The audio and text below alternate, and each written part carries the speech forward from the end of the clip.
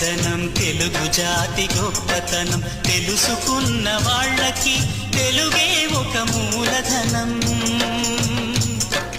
తల్లి తండ్రి నేర్పినట్టి మాతృభాషరా తెలుగు మరచిపోతే వాళ్ళని నువ్వు మరచినట్టురా, ఇది మరువబోకురా.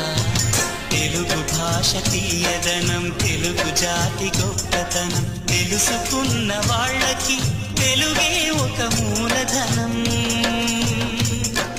తల్లి